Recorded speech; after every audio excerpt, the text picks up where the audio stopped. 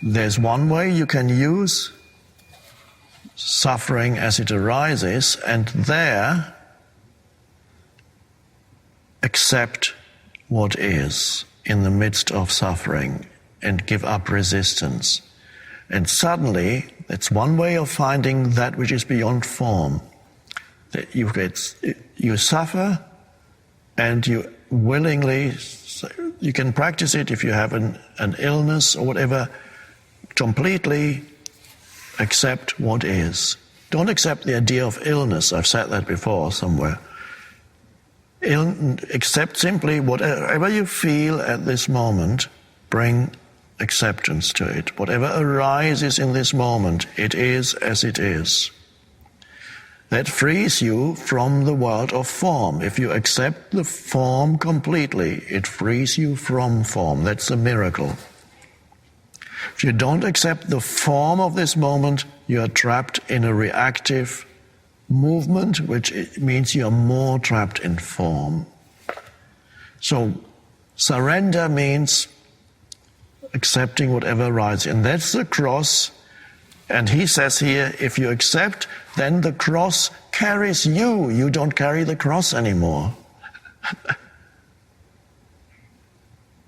Isn't that amazing? Then the suffering turns around and suddenly becomes an opening into the realm of the transcendent through surrender.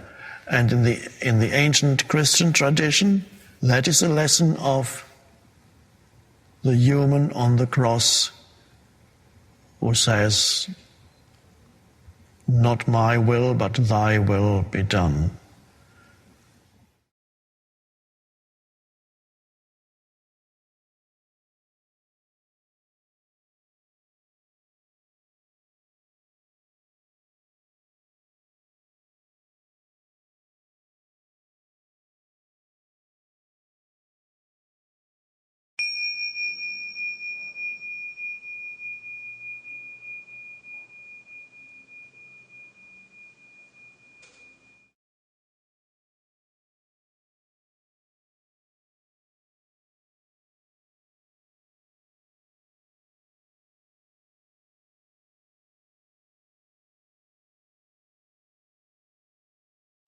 You won't surrender, which means, surrender means only accept this moment as it is.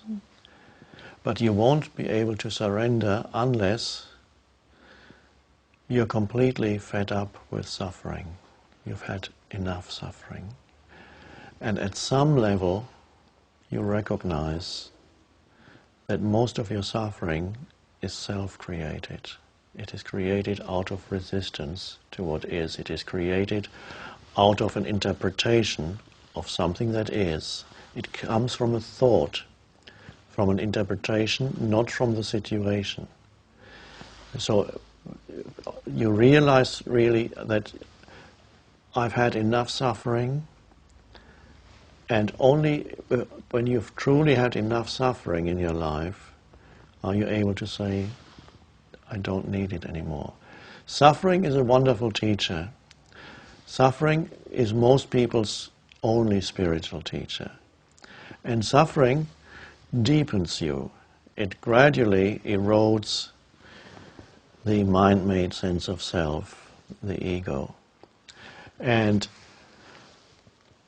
for some people, the point arrives where they realize, I have suffered enough. And that, for example, is the case with almost all the people who come to a retreat.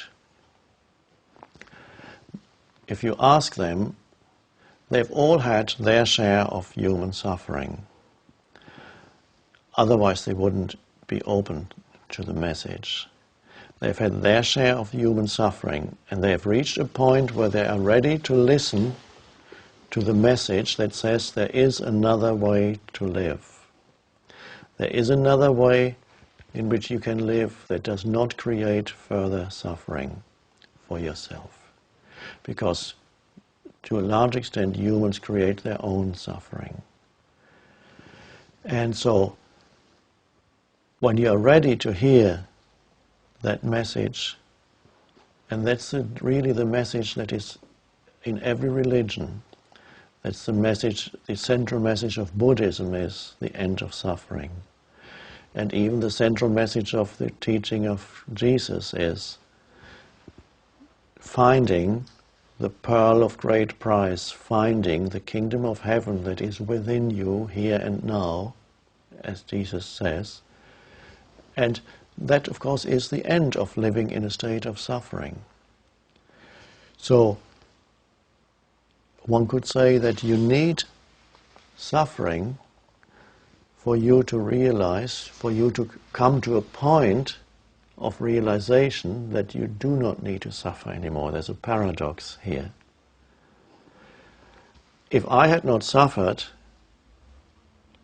this teaching would not exist. So you could say it has come partly as a result of intense suffering. Because as a human being, I would not have evolved spiritually if I had not suffered.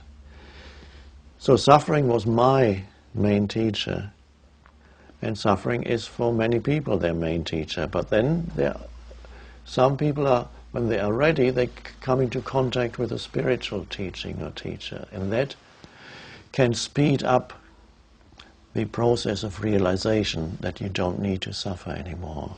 You're ready to hear that.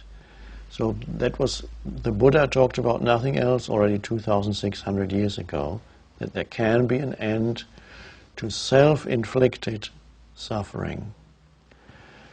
And when you don't inflict suffering on yourself anymore, and remember, it's the thoughts. Your thoughts make you suffer more than anything else. It's not usually the situation, it's your interpretation of the situation, of how dreadful it all is. And so when you see that, then you see there is another way to live in which I no longer mentally argue with what is.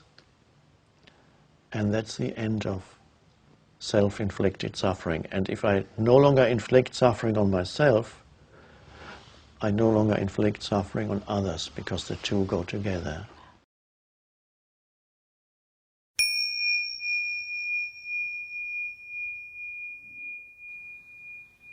And of course, so you see your life, your so-called life, crumbling, and it's painful. And we're not denying that, that's it, not saying it's not painful. It is painful. But it is a chance, it's an opportunity for people to go deeper and realize a foundation, something what we could call true sense of safety or security that has nothing to do with the externals of your life. And it seems that it's necessary for many people to experience adversity in the form of loss, to be driven there. Voluntarily, they don't go there. And not everybody who experiences adversity will go there. Some get trapped in a reactive movement and become deeply either angry, say it's not fair, shouldn't have happened to me, or despondent, can't take anymore, or you cry for the next 5 years.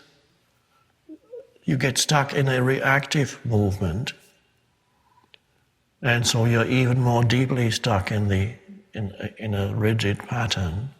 But there is a chance that you can go deeper and let go of seeking to identify with any form in your life, and suddenly something arises from deep within that is peaceful. You can't name it,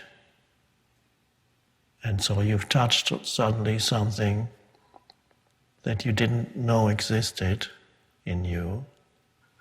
I sometimes call it the formless. You could call spirit, because spirit is the formless. And